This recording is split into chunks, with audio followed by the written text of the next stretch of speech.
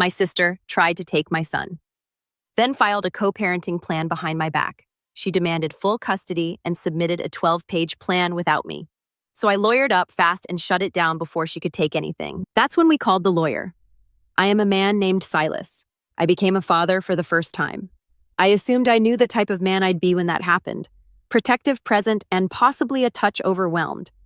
But I never expected my own family to pose the greatest threat to my son's safety. I grew up in a small town where everything revolves around image, where everyone knows everyone and nothing goes unnoticed. My parents have significant roots here. My father serves on nearly every neighborhood group you can think of, and my mother is the unofficial queen of church fundraisers and school activities. People around us regard them as respectful, generous, and kind. Behind closed doors, everything revolves around control and legacy. My older sister Sable is the oldest. She and her husband Brian had been trying for a baby for years. They tried every possibility, including numerous rounds of IVF fertility specialists in the next city, and even a brief adoption inquiry that ended in heartbreak. Sable went into a downward spiral once they gave up trying. Every holiday became a grieving session for what she had lost. Every topic eventually came back to parenthood and how cruel life was to her. I never expected to have a baby anytime soon. Marin and I were still finding out life together. Nothing flashy and no great plans. We were pleased when she became pregnant. We were surprised, but we knew we wanted to keep the baby. We made it work by moving in together, setting a budget, and making compromises. We were young parents, yes, but we were prepared. When we told my parents, their disappointment was clear. They did not yell or criticize us directly. They just expressed their disapproval by smiling too tightly, asking inquiries that sounded more like warnings, and repeatedly reiterating how things used to be done. We did not expect a parade, but we did hope for some warmth. Instead, it seemed like we had embarrassed them. However, after our son Kieran was born, things appeared to change. Initially, it was subtle. My mother delivered off meals but always made a comment about Marin's tired appearance. Sable arrived with cartons of baby clothes, some still with price tags. She inquired about our nursery theme, which we had not yet considered, and began offering choices. Pinterest boards, color schemes, and diaper brands. It felt more like she was preparing for her own child than assisting with ours. Marin and I choked up with delight. We were fatigued from learning everything on the fly, and it was simple to accept help. But something seemed odd. Sable would hold Kieran for hours without releasing him. She'd say things to him like, "Mama Ratch is here," and then giggle like it was a ridiculous inside joke. Then she began showing up unannounced. I once caught her in our living room holding Kieran while Marin napped in the next room. She'd let herself in with a spare key she'd gotten from my parents when they used to own our house. We changed the locks after that. My parents, rather than condemning it, encouraged it. They volunteered to take Kieran for the weekend so we could rest. They phrased it as support, but Marin and I both noted how they stated it as if they were attempting to establish something more permanent. Every time we declined, the mood darkened. My mother would mutter that we were being too protective. My father advised me to think long-term. Then came the supper, which made everything plain. It was intended to be a casual family lunch. Marin and I took Kieran, and we were about midway through when Sable held him up and stated, right in front of everyone, he feels like the child I was meant to have. Nobody flinched. My mother reached out and grabbed her hand as if she had spoken something daring. My father looked at me as if I was being unreasonable by not responding. I stared at Marin across the table. Her expression remained constant, but I knew she was finished. She did not speak for the remainder of the night. On my way out, my father stopped me. He told me Sable had been through so much and that perhaps this was an opportunity for us to heal as a family. Perhaps this baby can be a benefit to more than just us. He used the words selfless. He discussed legacy and the importance of putting family first. That's when everything clicked. It wasn't just grief. This was not mistaken love. This was a planned effort that was subtle, deliberate, and disguised with civility and emotional remorse. But it was nonetheless a strategy, a scheme to take our son and alter his life story so that it made more sense to them than to us. A plan to give Sable the motherhood she had always desired, regardless of who brought the child into the world. And I realized then that nothing was off limits for them. No guilt, no manipulation, no blood. Marin and I sat quietly for a long time. Then she told me something I did not know. Sable had pulled her aside previously during one of her visits and begged for complete custody of the kid, not only to help raise him or babysit him. She claimed it would repair the family and tried to sound kind, as if we would still be in Kieran's life, but not as burdened parents. Marin had remained silent until now because she hoped it was a one-time lapse, but Sable had followed up twice. That was it. No more guesses, no more expecting they would stop on their own. We made 3 decisions that night. One, Sable would never be alone with Kieran again. Second, there would be no more drop-ins. 3, Sable would not see Kieran unless both Maren and I were present, and this was planned in advance. I called my parents. I described everything calmly. I informed them that these were boundaries, not punishments. My mother did not listen. She claimed Maren was attempting to split us and break the family apart. She claimed it was all emotional manipulation. I told her that was not up for argument. We were Kieran's parents and we had made this decision. She hung up mid-sentence. My father arrived at our apartment without contacting us first. Maren led Kieran into the bedroom as I stepped outside. He began with light chat, as if he were simply passing by before rapidly transitioning to guilt. He discussed Sable's anguish, the years of futile treatments, and how difficult it had been for her. I let him finish, then told him again that this was not going to happen. He looked me in the eyes and said, "Sable deserved to be a mother more than I did to be a father."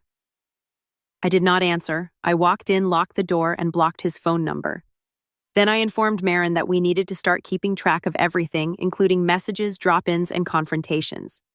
This was no longer emotional. It was strategic. Sable entered without notice, having dialed a new number to reach the building buzzer.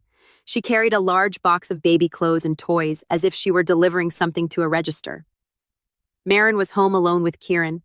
Sable refused to leave, so Maren went outside to talk on the porch. Sable began crying, claiming Maren was selfish and cruel, and that this baby belonged to her. She even attempted to walk past Maren into the house. That's when I drove up. I had left work early since Maureen was not answering the phone.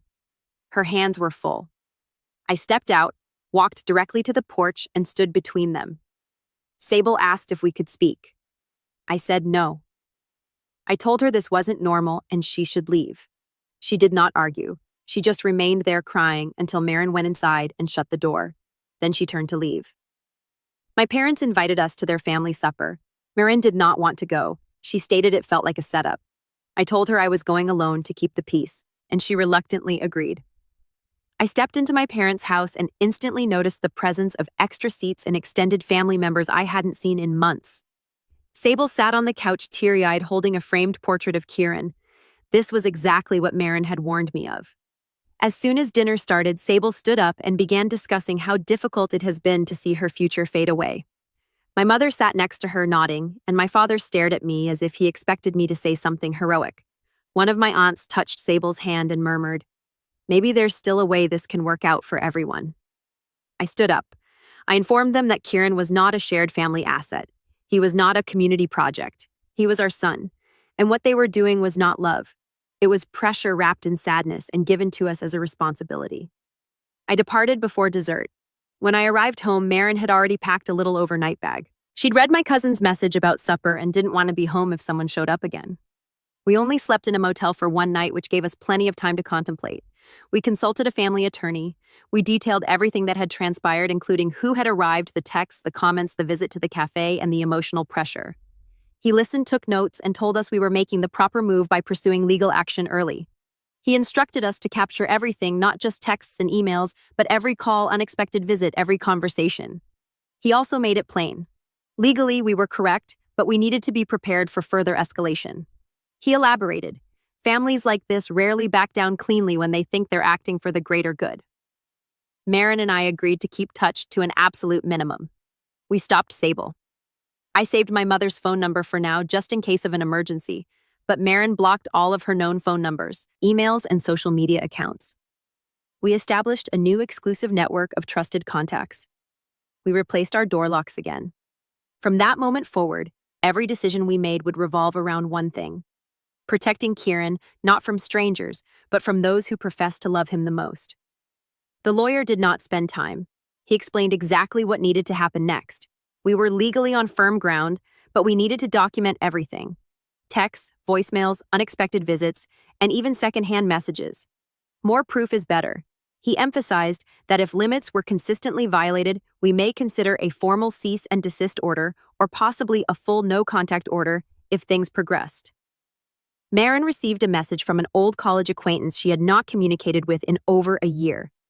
The message was unexpectedly long, emotional, and clearly not written on her terms. It said things like, think of the sisterhood, and Sable deserves to be a mother too. And Sable had contacted that friend. We instantly blocked her.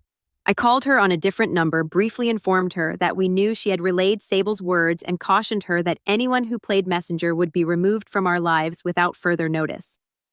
I then checked my inbox. There was an email from a new address that my mother had never used before. It was not simply a message. A PDF titled Co-Airing Plan for Kieran included a whole document. Inside, there were headers, bullet points, and a schedule breakdown. It also had sections for weekends with Sable holiday rotation and trial guardianship. My mother had written it as a business proposition. Her tone was professional and pleasant, but the message was clear. They still thought this was negotiable. I didn't respond. I forwarded it to our lawyer and stored it in the folder we now keep on a daily basis. The file was already rapidly increasing with timestamps, screenshots, transcripts, and printed documents. It was no longer simply about family. It was a campaign.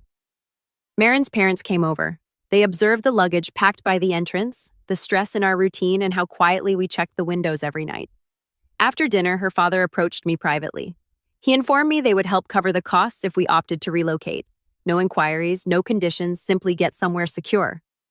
Something else confirmed our suspicions. At work, my manager approached me in the hallway. He inquired carefully if everything was fine at home. Someone in town apparently expressed concern for Kieran's well-being. I questioned him directly about who had said that. He had no idea where it came from, but it prompted him to inquire.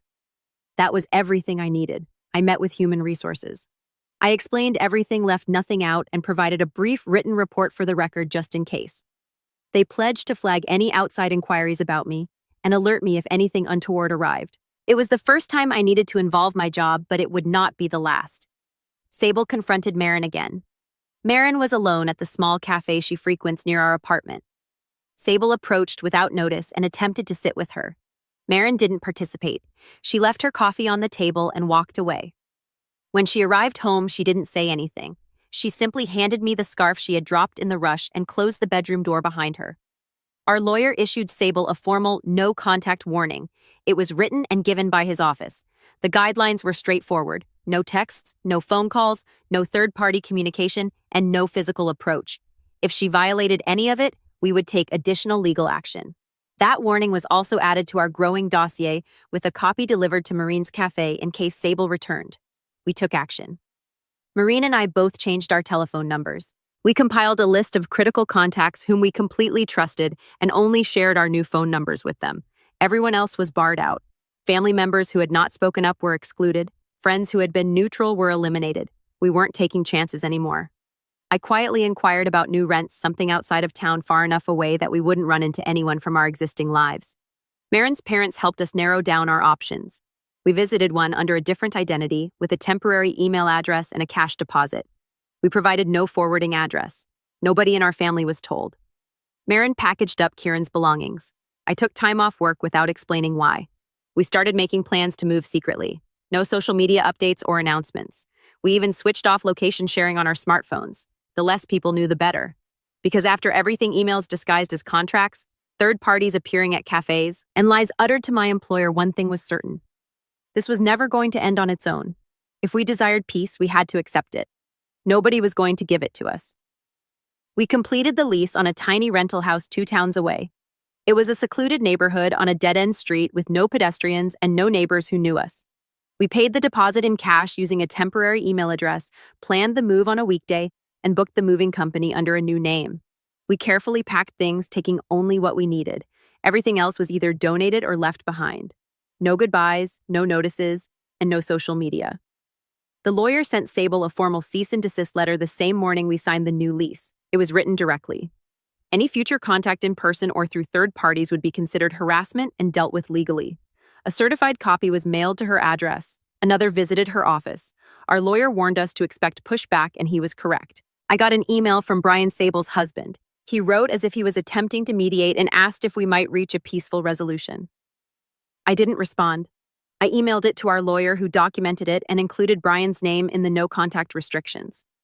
No contact meant no contact from either party. Brian's email address was reported and blocked. That marked the end of it. My mother appeared outside of my workplace building. She stood near the parking lot and started calling my name loudly and frequently. She had never visited my office before. I walked back inside and went straight to human resources. Security cameras had already captured her. HR changed the internal security policy promptly. My file now included a restricted access disclaimer stating that no family members could visit the site without written notification and approval. Marin received an unexpected floral delivery. There was no card, just a short letter inside that said, "You stole what should have been mine." She did not touch the flowers. We photographed everything, including the box letter and timestamp, and then called the police. An officer responded, made a report, and marked it as a potential threat. We forwarded a scanned copy of the report to our lawyer. He added it to the growing file. That evening, I installed new security cameras. Every door and window is motion-activated, linked to cloud storage, and has 24/7 backup. I granted our lawyer remote access to the channel and footage. We were not waiting for anything to happen. We were going to be prepared before anything happened. Meanwhile, a friend provided screenshots from Sable's friends which contained vague, indirect accusations about unworthy parents and selfish decisions that harmed innocent people. They didn't name us, but they didn't need to. The terminology was direct and the timing was clear. I took screenshots, dates, usernames, captions, and everything was recorded. One of my aunts, who had previously avoided the situation, contacted me discreetly. She apologized for not saying something sooner. She had been watching from the sidelines, hoping it would blow over, but now she was hearing things that worried her. Sable had told several relatives that she had been robbed of her child, saying she had been offered guardianship despite the fact that no such discussion had ever occurred, and we had changed our minds after promising her guardianship. None of this was true. My aunt sent screenshots from a family group conversation. My folks were in it. They were openly labeling me unstable and depicting Marin as manipulative. That was the final straw. Marin and I ceased talking with anyone other than our lawyer and two trusted friends. We updated our emergency contacts. We changed all mailing addresses to a private mailbox in a different town. Kieran's pediatrician was also relocated to one near our new home. No forwarding address, no record sharing. The police arrived at our door. This was a welfare check. The officer stood on the doorstep, calm but forceful, explaining that someone had reported us missing and that Kieran could be in danger. Marin held Kieran while I gave the officer all of our evidence regarding the cease and desist order, including the police report from the flower note, our lawyer's legal file, and security footage from the previous 2 days. The officer asked for identification and then walked through the house. He spoke to Marin separately before speaking to me. He confirmed that the report came from my parents. They informed the police that we had vanished and that Kieran might not be safe. Before leaving, the officer urged us to file for a formal restraining order. He described the pattern as apparent, intensifying, personal, and relentless. He gave me a card with a case number and suggested we follow up at the local station. He also marked our address as a known problem, implying that any subsequent reports would be treated differently. I closed and shut the door behind him. We were no longer merely protecting our home. We were creating the case piece by piece. Marin and I met with our lawyer and filed a protective order against Sable, my mother, and my father. We brought everything, including copies of the police reports, screenshots, camera footage, timestamps, emails, the stop and desist letter, and the flower message. The lawyer presented it all in one harassing filing. It was around 2 in thick. He suggested we start keeping a printed time-stamped timeline to keep things organized. We added additional entries to the file every day, linking them to evidence, images, messages, recordings, and anything else that could be traced. Another legal document has arrived. This time, it's from my father's attorney. It was a claim for grandparents' visitation rights. They had submitted a request to the court claiming that they had a deep relationship with Kieran and deserved regular access. Our lawyer immediately filed an objection, including a detailed report indicating that my parents had never cared for Kieran. Not overnight, not while ill, and not during our working hours. All past interaction had been limited, and recent contact had been classified as hazardous. The objection was approved without a hearing. The claim was refused. A delivery arrived at our front door. It contained no return address. Inside there was a little stuffed teddy bear. Marin saw something unusual about it immediately away. The eyes appeared particularly shiny. She put it up to the light, revealing a tiny blinking red dot behind one of the plastic pupils. We did not touch it after that. We put it in a sealed plastic bag and contacted the police. Officers arrived and confirmed Marin's suspicions. It included a hidden camera. They accepted it as proof and amended our file. This was the most dangerous escalation yet. If the behavior continued, our lawyer began preparing for an emergency hearing request. I got a message from one of my relatives. He'd never gotten engaged, commented, or sought out before, but this time he did. He said he had something we needed to see and provided us screenshots of a group chat where Sable was conversing with several common pals. In the messages, she instructed them on how to represent Maren as emotionally unstable, how to discreetly note troubling behavior, and how to infer neglect without making direct allegations. It wasn't all gossip. It was a planned smear campaign. Our lawyer started writing a slander action. We hadn't filed it yet, but whenever something was said publicly or reiterated to authorities, it would be lodged. The screenshots sent from my cousin's phone were included in the file. We also modified every aspect of our lives to remove our family's access. Kieran's new pediatrician was notified about the incident. His medical records were altered to omit any names associated with my parents or Sable. Maren's parents and our two closest friends were the only emergency contacts with no exceptions. We double-checked daycare enrollment and changed the contact forms there as well. Maren went through her own contact list, removing any mutual acquaintances who had ignored our boundaries or forwarded harmless messages from Sable. Anyone who provided even a single warning sign was cut off. Maren went to get a few items from a store near our new home. She called me as soon as she returned, calm but alert. While walking through the parking lot, she saw that someone was following her. When she turned to look, there was my mother. She did not speak. She simply stood there, half hidden behind a car before departing. When Maren started recording, she raised her phone. My mother immediately turned and went away, not saying anything. We submitted the video. It has been put to the protective order file. This was the third direct appearance after receiving a written legal warning. I went to our leasing office and asked that our lease be amended to reflect our address as secret in all public and government-accessible property records. They instantly processed the adjustment. Going forward, even postal records would reveal that our information was restricted. No new contact arrived. Kieran had his first appointment with his new pediatrician. The doctor conducted a thorough examination and determined that Kieran was healthy, well-fed, clean, and had a deep emotional tie to his parents. There were no worries. We asked the doctor to retain the visit notes on file in case they were needed for court documents. He agreed. We finally took a break after weeks of staying on high alert. Maren's parents agreed to take care of the house. We drove out to a peaceful cabin with no cell connection, internet, or interruptions. It was only Maren, Kieran, and me. We brought literature, food, and a secondhand instant camera. It was the first time in months that we had no warnings, knocks, weird deliveries, unexpected cars, or reports to submit. We did not discuss court dates, lawyers, or family. For a while, it was simply silence, trees, and breathing space. We knew it wasn't finished, but for once it had stopped. We returned to find a white envelope fastened to our front door. Inside was a genuine court summons. Sable had sought full custody of Kieran. The documents were thick, imprinted, and serious. She claimed we emotionally exploited her and promised her the baby during her pregnancy. She labeled it a betrayal. She accused Maren of isolating me and claimed that I was too emotionally vulnerable to make parenting decisions. Her appeal alleged that Maren was dominating and that pressure from her had harmed my mental health. Our lawyer went over everything thoroughly. Sable had included letters from family members who had no genuine involvement with Kieran. A relative from another state stated that Sable had always wanted to be a mother and was being robbed. Maren's second cousin wrote that she was emotionally locked off. They had never seen us together in person. Our lawyer immediately started writing a counterclaim. We provided Maren's therapy records, pediatrician reports, and police files, as well as the cease and desist documents, the hidden camera incident, the daycare incident, and each occurrence with names, dates, images, and legal follow-up. We established a complete paper trail indicating that Sable had never been promised custody, either legally or verbally, and that every step we took was motivated by her continued harassment.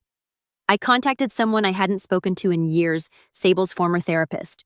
She was no longer treating Sable, but she agreed to submit a confidential statement expressing concern about her obsessive behavior and citing previous patterns that matched what we were seeing. That letter was signed, sealed, and delivered directly to the judge's office by our legal team. The court has scheduled a preliminary hearing. A gag order was obtained immediately. Both sides were forbidden from discussing the issue online or with extended relatives. No social media references, no imprecise remarks, and no messaging through third parties. Any breach may result in punishment. Maren and I combed through every account we had, including Facebook, email, photo applications, and cloud backups. We eliminated all baby-related photos, removed any public references to our location, and enabled two-factor authentication. All friends and extended family members were deleted from follower lists unless they were on our legal clearance list. Any new follower requests were ignored. The daycare called. One of the staff members informed me that my mother had arrived at the front desk. She informed them that she was registered as Kieran's guardian and will be there to fetch him up. She even carried an old photograph of herself with him. When they asked for ID and emergency contact information, she became agitated. The director contacted the police. By the time I arrived, authorities had already begun speaking with the daycare team. My mother had left, but not without causing a scene. The police obtained witness testimony and issued a formal trespass order against her. She was now permanently prohibited from the facility. Our lawyer received the report, which included the names of the witnesses. That incident alone was sufficient to support our protection order request. One of my aunts called to softly alert us. Sable had been quietly telling people for years that if she couldn't have a child, she wanted to raise mine. She explained that she was always supposed to be Kieran's mother. She had allegedly presented it as a promise, telling others that I had thought about it and that we were still thinking out how to move forward. None of it was true, but it explained why so many relatives believed her account of events. I printed out emails from the week Kieran was born, messages in which I shared infant images, hospital updates, and even a receipt for a birth certificate naming Maren and me as parents. We filed them together with our signed parental plan, a notarized document from early in the pregnancy that outlined our obligations, insurance coverage, and medical decision-making roles. Maren began working part-time from home again. We agreed on a new schedule, hers in the mornings, mine in the evenings, with the rotation always based on when Kieran needed attention. We shared a secure disk with our lawyer to facilitate document access.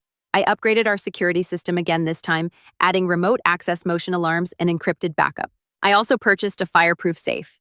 Inside, I kept 2 copies of every court document, police report, email exchange, and legal contract. One in print and one on a drive. Our lawyer studied Sable's filing and provided a detailed response. It depended on emotion rather than evidence. No contracts, no written guarantees, and no guardianship papers, just feelings, pressure, and a story based on pity. The judge scheduled the entire custody hearing. Everything from this point on would be resolved in court. No more texts, front yard visits, flowers notes, or phony pickups. It was official now, and we were prepared. The pretrial hearing occurred on a Tuesday morning. Maren and I arrived early with our lawyer and an entire binder of proof. The courtroom was quiet with only a few people present. Sable sat on the other side with her legal team, and my parents stood behind her silent. After analyzing the timeline, the judge issued a temporary restraining order against Sable, my mother, and my father. It would remain in effect until the final custody decision.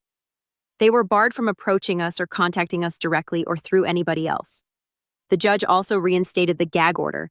No one was permitted to discuss the subject either publicly or privately, including friends, neighbors, or online posts. No more backdoor attempts to contact us or persuade others. Back at home, I have a new intercom system installed. It included a built-in video feed and cloud recording. I installed a backup disk and connected it to a concealed router. The tape was encrypted and transmitted in real time to our lawyer and a secure contact at the local police station. Nobody could show up without being documented. We received a call from a court-appointed child welfare professional. She planned a series of surprise house visits to analyze Kieran's living conditions, emotional development, and parenting habits. We were instructed not to demand an exact schedule in order to live our lives regularly. The specialist walked through each room, took notes, spoke to both of us separately, and observed Kieran's interactions with his toys and routine. She saw breakfast, nap prep, and playtime. She inquired thoroughly about sleep schedules, developmental milestones, and emotional attachment. Following the final interview, she filed an official report with the court. There were no worries.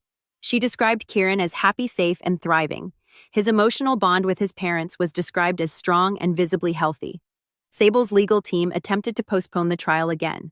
They submitted a motion requesting extra time to collect emotional evidence, whatever that meant. The judge denied it on the spot. The documentation previously submitted was thorough. The court found no reason to stall. Our lawyer presented a psychiatric report from 5 years ago, an old evaluation of Sable related to her infertility support sessions.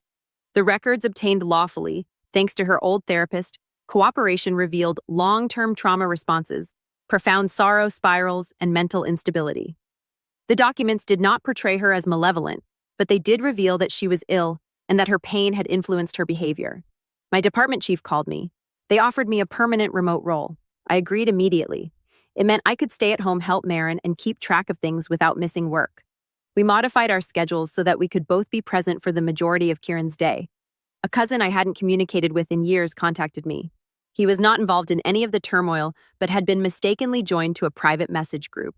In that group, Sable had written that Maren was about to give up parenting. She stated Marin had mentally checked out and I was in over my head. She was still promoting the story that Kieran belonged to her.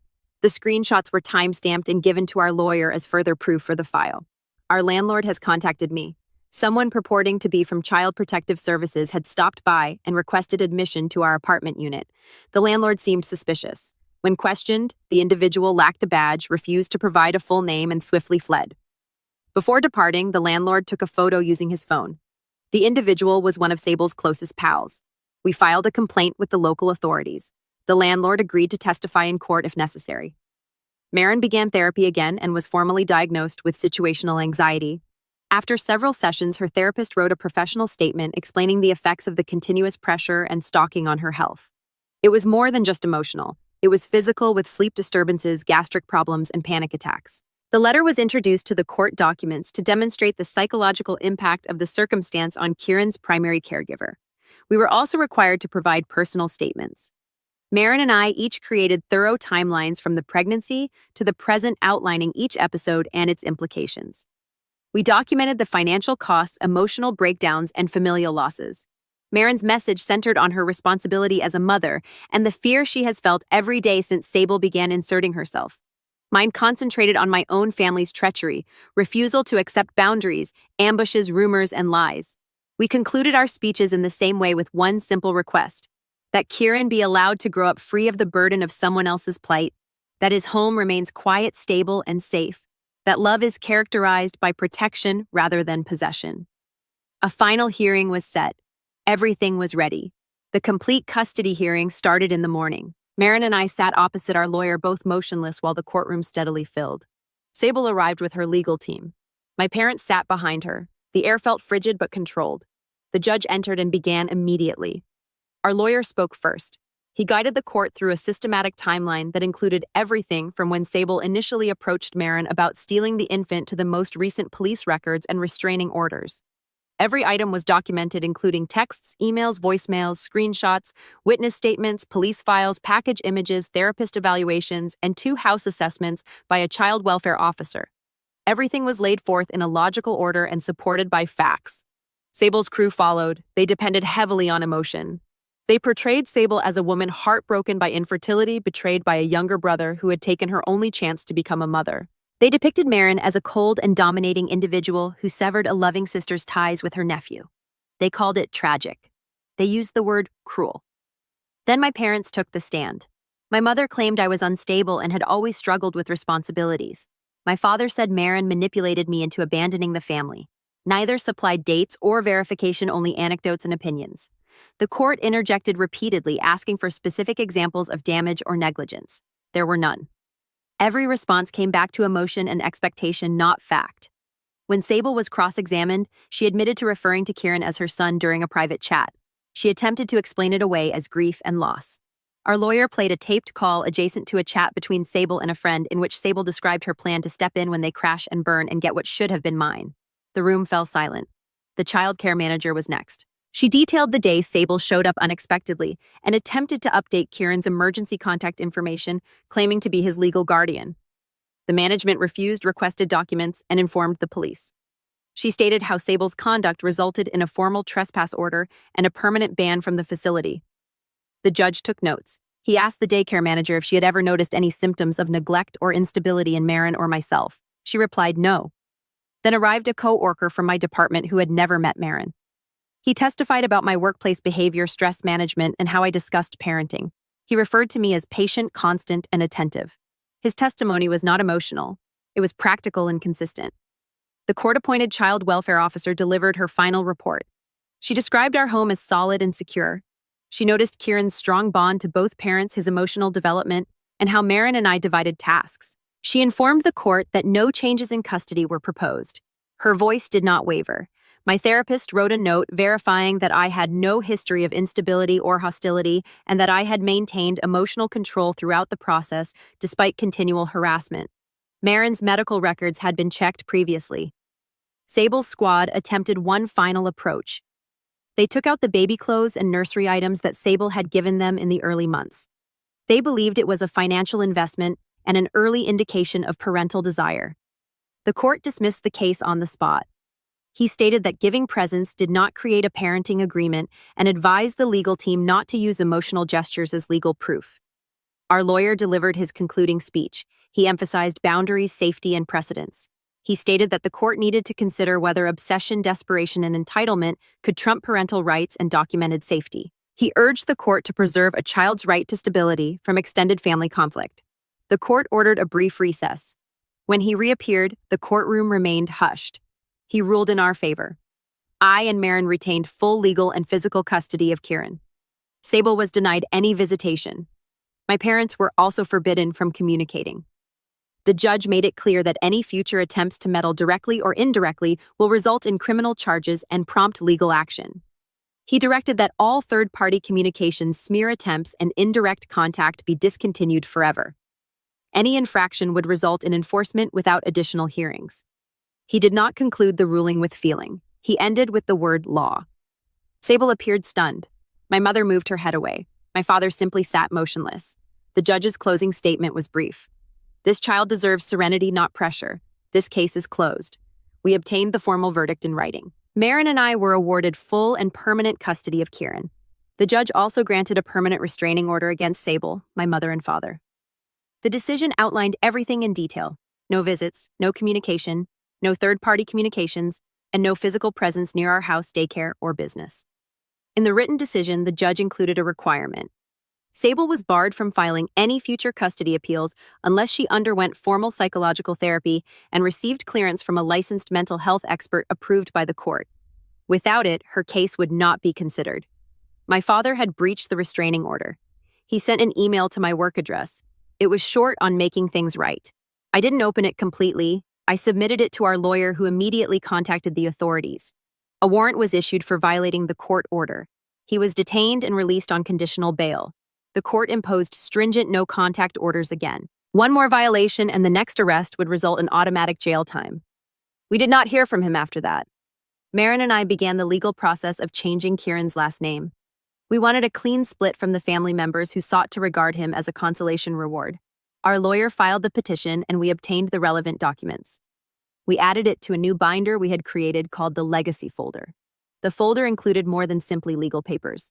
We included letters, photographs, receipts, and handwritten notes, a copy of the judge's decision, a letter from the pediatrician, a printed snapshot of Sable's friend's message about taking back what's hers. One day when Kieran is old enough, we will give him the folder. We'll let him see for himself why we fought and won. I got a promotion at work. It included a raise and confirmed my permanent remote position. We utilized the extra money to carry out a long-planned move to a little coastal town Maren had always wanted to live in. We chose a one-story house with a fenced yard that was within walking distance of the beach. We did not notify anyone outside of our trusted circle. Maren continued her therapy. Her sessions became less frequent, and her therapist stated that her progress was obvious. She began helping with a local organization that helps new mothers cope with toxic familial pressure. She never spoke about our experience publicly, but she understood just what to say to women on the verge of burnout. I joined a peer support group for men dealing with custody difficulties and family meddling. I did not use my complete name. I told our narrative, the steps we followed, and the tools that worked. A couple men messaged me personally after meetings, thanking me for being direct and clear.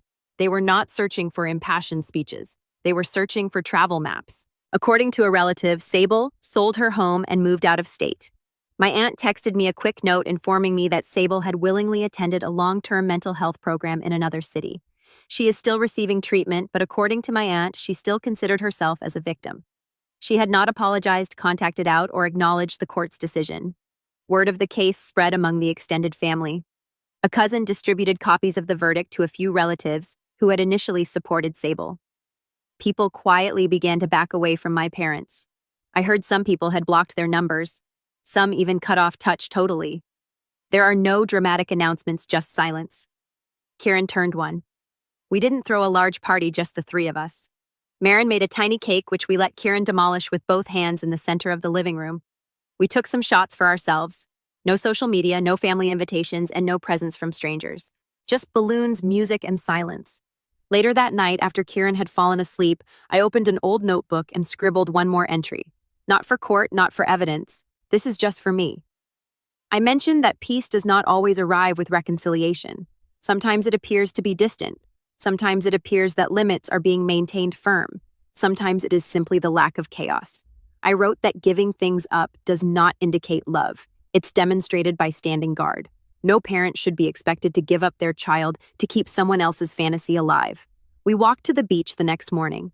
Marin held Kieran's hand to one side. I clutched the other. He took short, awkward steps through the sand. The wind was mild. The waves were silent.